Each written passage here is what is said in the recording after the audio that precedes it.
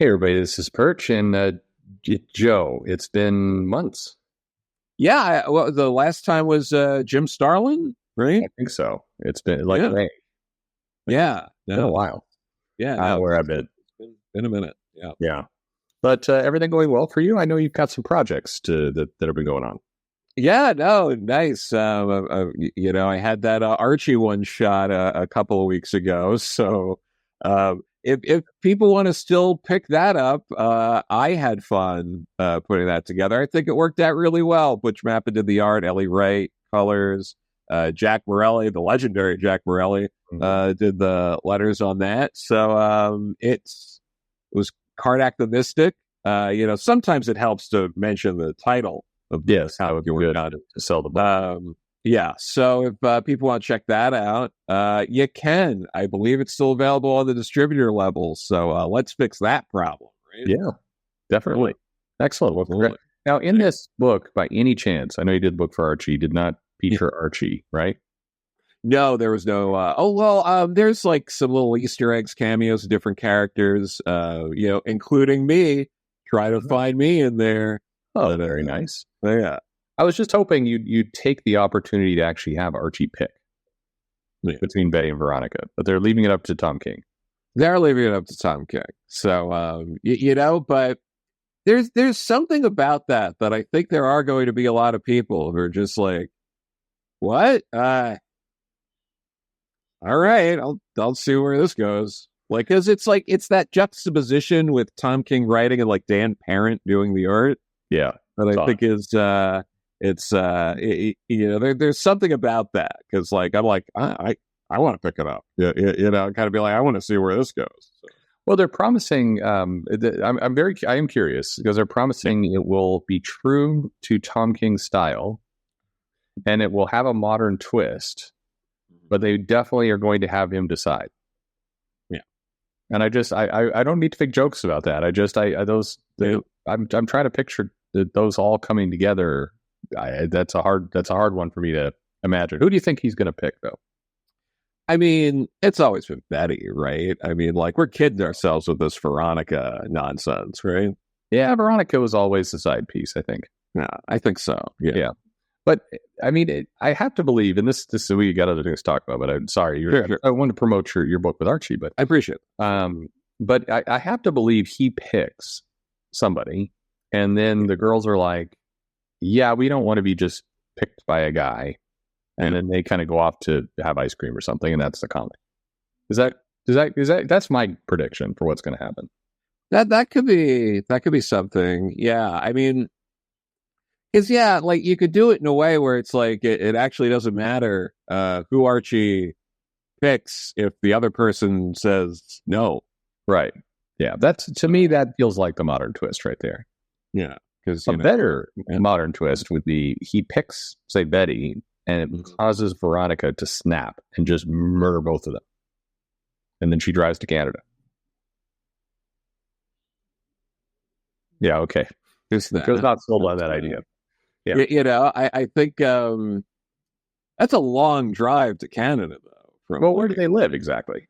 Well, it's Riverdale's like what? It's like quote unquote like upstate New York, but it's like she'd have to drive like probably 6 hours to get to the border. Well, that's true. Okay. So it's a long stress. Yeah. All right. Well, I've run that into the ground. So anyway, you got that. You of course did the tribute to Rachel Pollack, which is now probably not on the stands anymore, but maybe you can get there. Or you could probably order it online. I mean, there are places like Midtown Comics and stuff like that you can order online. I was excited to talk to you again, and we should do more videos. But I want to start off with a different kind of question, because you look at so many videos, you look at so many blogs, and generally the topic is what's wrong with comics. And I'm guilty of it myself. A lot of my videos are like, here's something they're doing wrong. Here's something that, man, what missed opportunity this is. So when I talk to you again, I wanted to ask a very different question, which is this. Sure. What's going right in comics? I mean, they seem to have not deviated from proper stapling. Okay. Kind I think the staple usage has been fantastic. That's true. They're not stapling. They haven't moved to stapling the center of the page. Yeah. So there's still that. I don't know. I think this doesn't get I feel talked about enough, but in the past few years there has been a bit of an interest in using different paper stock for different kinds of comics. I think that's worth discussing, because remember like 5-6 years ago where just everything was just super glossy and it's like, that's it guys, that's all you get. And now it's like, oh, we got some matte paper sometimes. That's exciting. You've got different things. That's true. Yeah. You went right to production quality. I love I love the short. I see this rare instance. I think you're the more sarcastic of us. So, or maybe that's not so rare. We do need to do another one of those pitches videos. Pitches, really. That's what I want to title it this time. Anyway, but so this is what strikes me is, we've done the bit on live streams a long time ago, talking about 600 books a month and everything else. Yeah. There still is a lot of comics being produced, and that in and of itself is a problem. Sure. But one of the things I was noticing is that there does seem to be more of a commitment to different types of genres. Like if you are interested in a romance book, there actually are a couple romance books on the shelf now, and there are a couple sub-westerns every month, and there are a couple murder mysteries. Like that feels like a good progression, doesn't it? It yes, I feel like, and again, like these are the hard things to do, right? Of like making people aware of that, having retail spots at other places that can pivot and sort of work that angle where you can have it where it's like, oh, here's like our romance section, here's our horror section, here's our superhero section, and kind of do that. And there are a few shops I think that kind of do it like that, but they tend to be the smaller, more niche kind of indie shops, or the shops that lean a lot more into graphic novels and carrying like European reprints and manga and some other things as well, and like having a much more more of a specialty shop. They might have like imported posters, like all sorts of action figures, things like that. But yeah, it also feels like people, it's easier for people to produce comics. So if you go back 5 years, you could do your own comic, you could crowdfund, do your own thing. But there's still a lot of creators who are intimidated by that. And they weren't doing it without a lot of assistance, or just weren't doing it all. They didn't want to take that plunge. And now I'm seeing a lot of creators, in particular, I'm seeing older creators. So creators who were popular in the 80s, maybe it's through Zoop that they're getting help with, or whatever it is. I know I'm seeing a lot of creators that previously seemed to have an aversion to technology, just in general, now starting to embrace that they can actually get a book out. And so I'm starting to get work from people I love again. Yeah. No, I mean, that is good. I think with some of that, again, like with the crowdfunding, we've talked about this before. It's like, it's nice, but it's a different experience than going to the shop and getting a floppy every month or something like that. It's like, oh, maybe I'll get this comic from, so-and-so older creator who's, putting out either a new creator-owned thing or like, because it feels like the majority of those projects, and this isn't bad, are reprints of collections of older material that have been either long out of print or hard to find, or you back issue dive and get like part of a run and you're like, I don't really feel like spending $80 or whatever on eBay getting the last like 12 or 13 issues of whatever it is. Yeah. And you sometimes get newer stuff, but it's often from, if they're creators you really loved in, sometimes the 70s, 80s, 90s, at this point, they're either retired or semi-retired, or it's much more of a hobby situation. So it's true. So it is a good news, bad news thing. So on one hand, I'm pleased to see, Chaikin, and I'm pleased to see some of these other people show up there, and I enjoy it. It also feels a little bit like I'm doing a greatest hits concert to some extent. Like there's not new music coming out. There's not, they're not going on tour anymore, but it's replaying kind of the hits one last time. It feels more like a tribute than, I think what you said was right. It's not the experience of going into a comic shop and pulling something off the wall and being interested or exploring it for the first time. That's not what that is. But so it's kind of a news thing. It is great. I do love it. I back some of those projects. People who've also backed a bunch of projects like that. But yeah, like when they're doing something new, a lot of times, and again, this is just like the crowdfunding model in general leans into like, oh, well, maybe we can get like a graphic novel's worth of material every like 2 years or so. Yeah. But that doesn't make me, I mean, we'll go back to positivity, but I'm not happy about that. And I was seeing something from Kelly Thompson talking about the future being graphic novels, and maybe just getting a book every 6 months was going to be fun. And that's just maybe where everything was going. But that, to me, that's not even comics as much anymore. It feels miserable. Yeah. I mean, I think at minimum, like at least like some quarterlies or something like you need stuff that's good, that's coming out fairly regularly, but you also still need monthly comics. I don't think they're like, I get that, I don't know.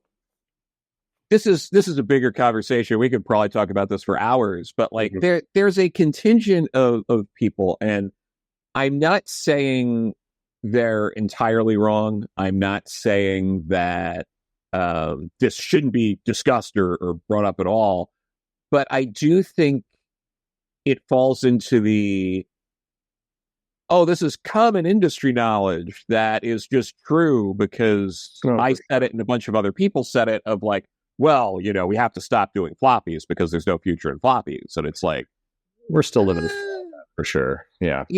And like, I think, and I think you agree, and a lot of other people would agree that like, there's no future in the amount of floppies that come out every month from some of the bigger publishers. Yeah, absolutely.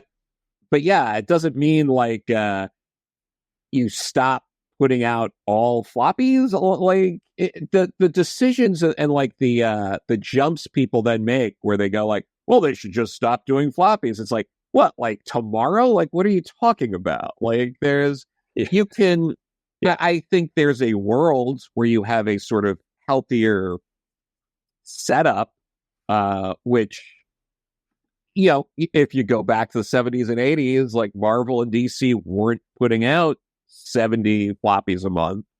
And they, and at various times, they were doing better or worse. I know there was like the DC implosion and all that, but overall, you look at like the 80s, early 90s, stuff like that, they weren't putting out 70 floppies a month. I think you can live in a world where, companies like Marvel and DC could put out, like 35 or 30 a month for a long time and like, yeah, just go all in on a smaller run of comics. Just put your heart in those, sell the top characters, get people coming in and buying your whole line again. Yeah, absolutely. And like, you can have rotating sort of miniseries or different things with some of these, lower tier characters, but also, and this is a completely other conversation I'd love to have with you and like other people, but like, I am someone who loves a lot of the, second and third tier characters. Sure. However, there's always this like focus on, like, what's it going to take to, get like a Cloak and Dagger ongoing, or like, how are we going to get a Spectre ongoing again or something? And it's just like, I get it. I love it. These are characters that have had long runs in the past. But that said, it's like, why do we keep focusing on that instead of, focusing on, like, let's really knock it out of the park with Justice League, Titans, the main characters, X-Men, Avengers, and really, like, put a lot into that, like, build it up, because what ends up happening, and we've probably talked about this on here before, is this idea of, like, oh, well, we already did the work 10, 20, 30, sometimes 40 years ago of having a character start in another book, in Fantastic Four or Avengers or Spider-Man, elevating that character within that book, giving that character a 4-issue miniseries, putting that character on the roster of an X-Men or Avengers, and then spinning them out into their own book. It's like, well, we did all that work, so why do we have to do the work again? And it's like, because you have to build the character back up. But there's a lot of, like, oh, let's, it's the 50th or 60th or whatever anniversary of, Ant-Man or whatever it is. So let's do, like, a miniseries or a series. And then, like, oh, it's not, doing as well as we thought, or we always knew it was going to be a miniseries, but that's a whole other thing. But, like, you have to do the work to build the characters up again. And there's a lot of not doing that and then kind of dismissing it as, like, this character can never go over if we randomly put out an ongoing with this character who hasn't been prominent in the comics for years, that we did no build up at all for. I guess there's just no audience if you just put out a character like that without doing the work. Well, I think the principles still hold true. So, there was a Spectre book, and there was a Cloak and Dagger book. Yeah, Cloak and Dagger was a low-selling book at a time when comics were selling 250, 300,000 copies. And so Cloak and Dagger was coming in there at like 80,000 copies, and it was on the bottom. It was, like, always at risk of cancellation. I mean, even and we had a great time talking with her. A book like Dakota North, fun, selling. I don't remember what that was doing. I think like 60,000, and it gets canceled. That's Martha Thomas's. And but what's happened is it was a low book during a high period, and so if they try and do what you're saying, of come out with some of these B and C characters, it's going to be a low book during their low period. And so it's like the ratio is still the same. The problem, though, is that instead of squeaking in there at 70,000 copies, you're squeaking in there at like 15 because the entire thing has gone down. But it is a shame. I also feel like these characters, when you read the book, it feels like even the editor, writer, the people doing it know it's not going to last long and know it's a backup character. Like, I've seen like these new books that you're seeing with Phoenix, and you have Psylocke coming out, and you read the pitch for Storm, and I just think there's a higher chance that Storm gets popular if she's written very well as a co-character in X-Men or maybe even the Avengers. There's a very low chance she becomes popular in her own title, where everybody who picks it up just feels it's a B or a C title. Like there's no. You can't just put it out there and assume it's going to be the top selling book. It won't be. When's the last time that happened, actually, where they had a surprise character knock it out of the park? It feels like, is Deadpool or Harley Quinn the last time they and Harley was never a number one book either. Yeah, but like probably Harley. I mean, I guess I don't have the numbers. Maybe you probably have a better idea of this, but like, did Jed McKay's Moon Knight sell stronger than previous runs within like the past like 10 years? Like, I'm not talking about going too far back. In the 10 years, yes, it sold better than Warren Ellis's version. Yeah. But it was still. I mean, it's not like that was a top 5 book. Yeah, no, for sure. And so it's doing well in a lower market, but it's still not a top book. But would you tell the brief jumps that like Hulk would have? There were a few I know about a few, but there was a period during Al Ewing's run where there was a jump. There, I mean, you look at the numbers now, and like it's not a top 5 book, but the fact that the Incredible Hulk seems to be like a top 20 book with Philip Kennedy Johnson in some estimates is high for that title. Mm-hmm. So maybe that. I'm trying to. I'm really trying here. No, but it's funny. You're talking about the Hulk. You're talking about. I mean, you could make the argument that Jason Aaron's Thor was in that zone, or Guy Case's Venom, but Hulk, Thor, and Venom aren't those A characters to begin? We're kind of marveling that the A characters kind of finally sell briefly like A characters. That's no, but yeah, I mean, once you get a bit farther down with that, I'm trying to think. I guess what Tom Taylor was able to do with Nightwing again. I feel like Nightwing is probably, no offense to Nightwing, I like the character, but like I think that's you would most people would call him a B-lister, right? Like probably, yeah. I mean, like he hasn't carried a title at the top level of a company, I think, ever. Yeah. I mean, again, if you go back to if you go back to different periods, if you go back and you look at Robin or Nightwing in the 90s, it sold the high books, but it was in the lower half of the high books.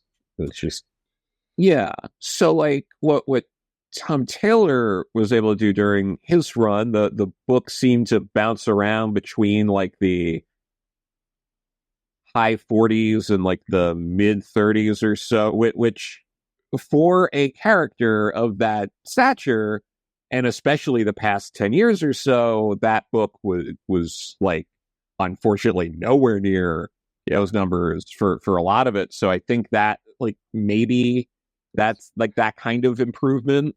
I think that's the feeling. It's just tough. I do think for the big two, now kind of getting back to some things that are good. Here's something that's good. Comic books haven't had a massively significant price jump in the last couple of years, right?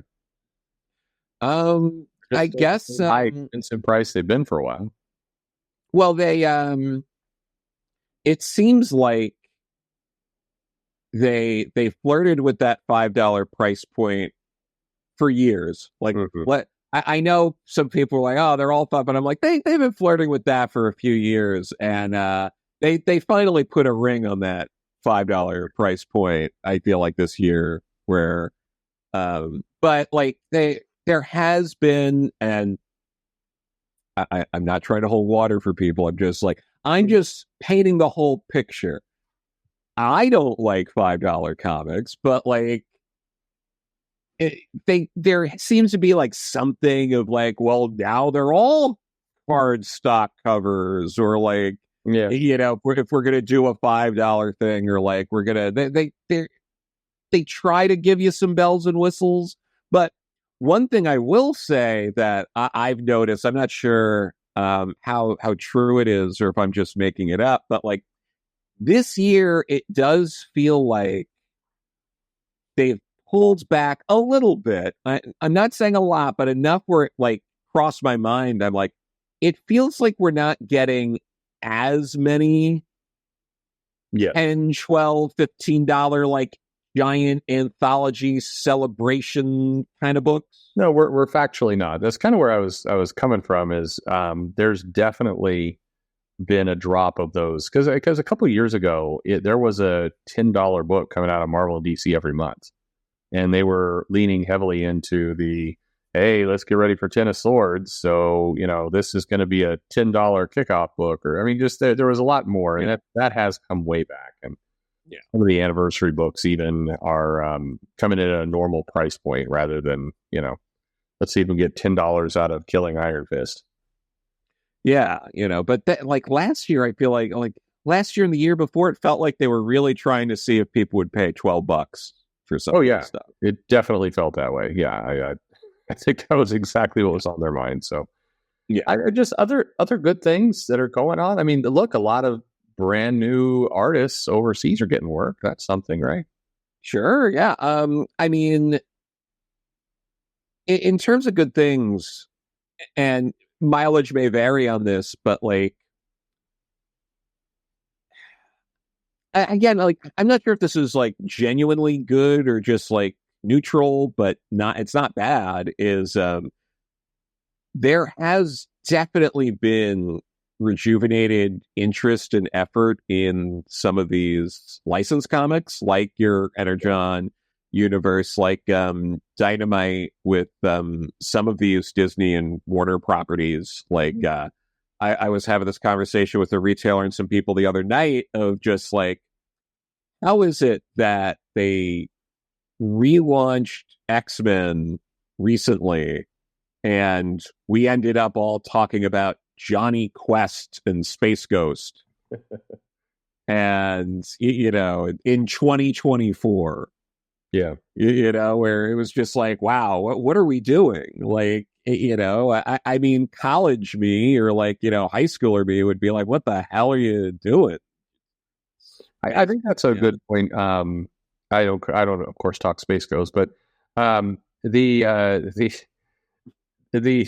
Energon universe. I think people forget a little bit that IDW had those licenses, and there was little to zero buzz on GI Joe and Transformers. I mean, it felt old and stale. Yeah, and I mean, and I think there were questions when Hasbro pulled it. I remember, I think I was talking to you of is even anybody going to pick it up? Like, how valuable is that license anymore, really? Yeah. And so you're right. And now suddenly people are talking about it, and I think they're building a little empire out of it. Now we'll see if it holds, but that's a good sign. Yeah, and the Gargoyles was pushing for a bit, and this effort to put so some pretty good creative teams on a lot of these things. I mean, Joe Casey doing Johnny Quest is a that's big. Cool. Yeah, no, I love that. I mean, there's a lot of the Energon stuff. They're putting big names or perceived big names or however you want to call it, people who have buzz around them. I mean, Joshua Williamson is has been doing a lot of good stuff. I mean, I've liked the Superman stuff as well. There's really solid. To your point, everybody, whether you like them or you don't like them, everybody they're putting on the books are known names. They're not, and that wasn't what was happening with when IDW held those licenses. They were, just whoever. And some of my favorite stuff that's been coming out in terms of licensed stuff is the Universal Monsters stuff, like the Dracula stuff. I thought was great. I really like the Creature from the Black Lagoon. I think Frankenstein just came out. I haven't read that one yet. If it's out this week or next week, whatever it is, I'll get to it. But those have been good. I've really been enjoying what they've been doing with that. And that's more Skybound stuff. But yeah, I mean, that stuff has been solid.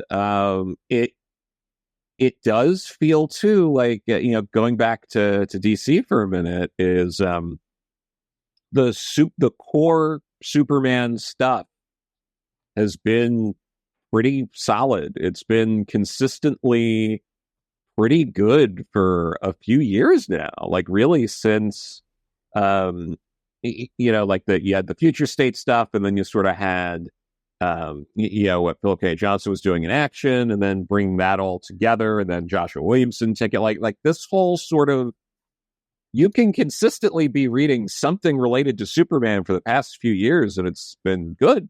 I think, I mean, it'd be good to do, we should do a conversation at some point around kind of runs, like Superman is maybe one of the most consistent runs we've had, like I said, over the last 4 or 5 years. I mean, we talked with Philip K. Johnson, I think, when they were talking about the Triangle Era and, returning to some of those concepts there. And I thought that in fact, it's a little bit of a shame. I think Absolute Power is almost derailing it a little bit, but the Brainiac Lobo story was fun.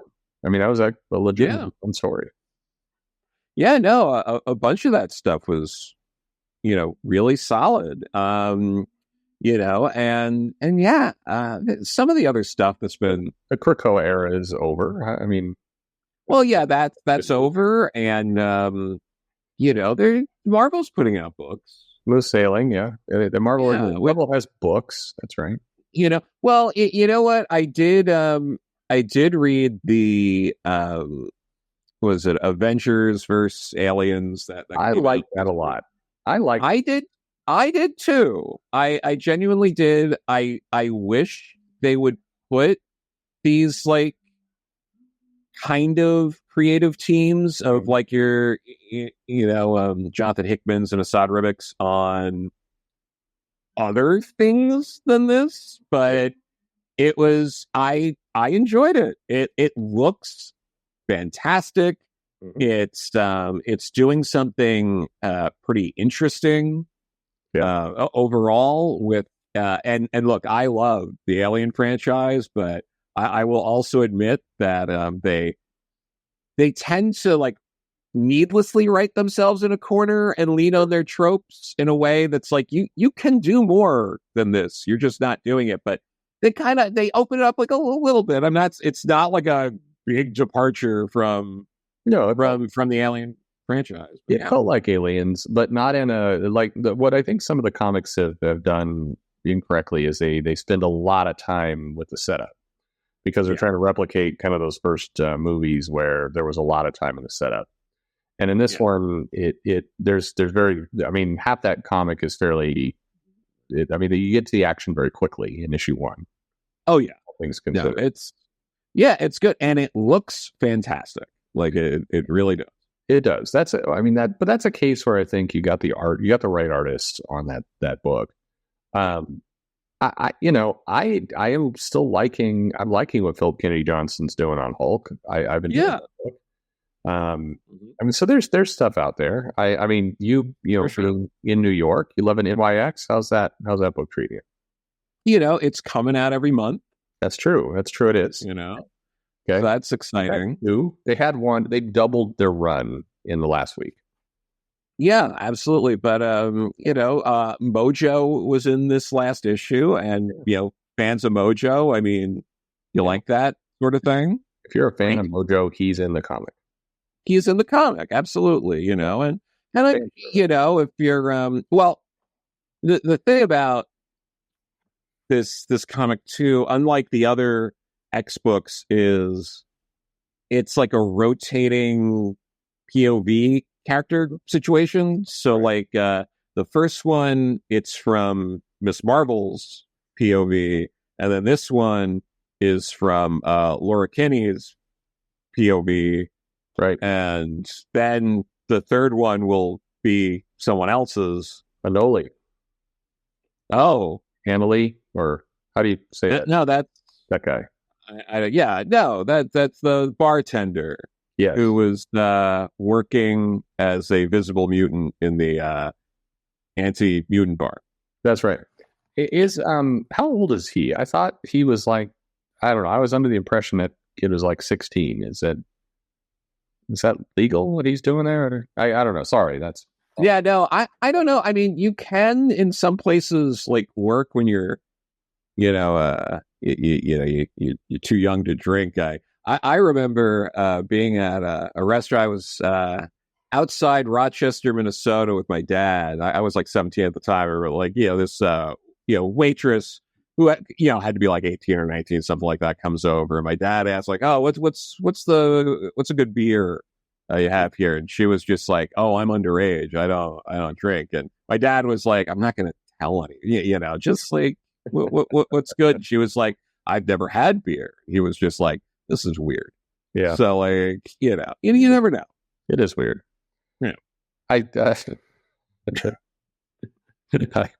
Things great about comics. I love where all the places we go. Well, I guess I got one last thing for you on the topic of things that are actually working out. So, we finally have digital day and date on a variety of pirate sites. Ooh. So, that's something. That's sure. I mean, that's exciting news. Yeah. For certain people, sure. Why do you think the publishers have not gone at pirate sites more? Other than I think it may be impossible, but Yeah, I do think there is an element of that where it's impossible, but also, I mean, there's got to be some element to it of, well, thankfully, first off, a lot of those pirate sites, either destroy your computer or they spam it with so much inappropriate content that it's almost like a way I feel like maybe the strategy is like, we're not going to do anything about it, and we're just going to have someone, and they get so many inappropriate pop-ups that they're like, damn it, I made it a few pages in, I can't take it, I'll just buy it. Okay. Which is a strategy. But for me, I think it backfires because I'm like, hey, free porn. Yeah, there you go. But not on the internet. But but yeah, I feel like it's a tricky sort of thing. I don't know. I mean, if I really like something, I want a physical copy of it anyway. Yeah, for sure. So so I don't know, like that. I like having excuses to not look at a monitor because I have to look at a monitor a lot. It's something I want to talk to you about. Okay, so we this is like a return of Joe to regular conversations. We'll do more. Yeah. But something I'd love to talk to you about further is I saw some, believe it or not, research that the people who read a lot more pirated books wind up getting out of comics completely after a relatively short amount of time. The experience of just being able to download immediately, see something and dismiss it, it actually starts to cut the hobby itself. And so I want to show you this and see what you think. Okay, sure. So I wonder if there's some merit to it. Well, anyway, things that are positive. Never let it be said that we're too cynical and negative, because remember, those staples are still going in.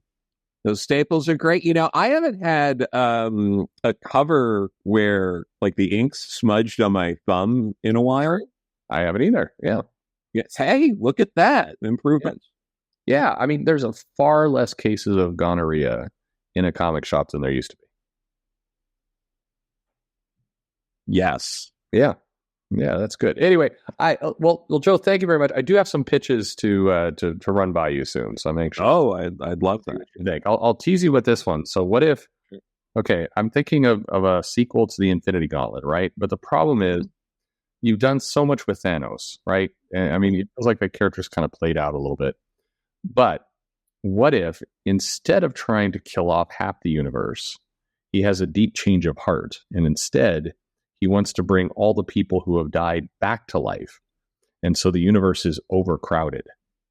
And this is what Thanos is doing. And the heroes basically have to prevent loved ones from coming back to life, which presents a moral dilemma because Thanos is overcrowding the universe. Yeah, I mean, I feel like that's a great way to exhaust artists by making them draw too many characters every panel. Exactly. Yeah. That's the plan. Nice. All right, Joe. Hey, thank you very much. Let's hit some of those other topics. Absolutely, that'd be great. All right. Thanks everybody for listening.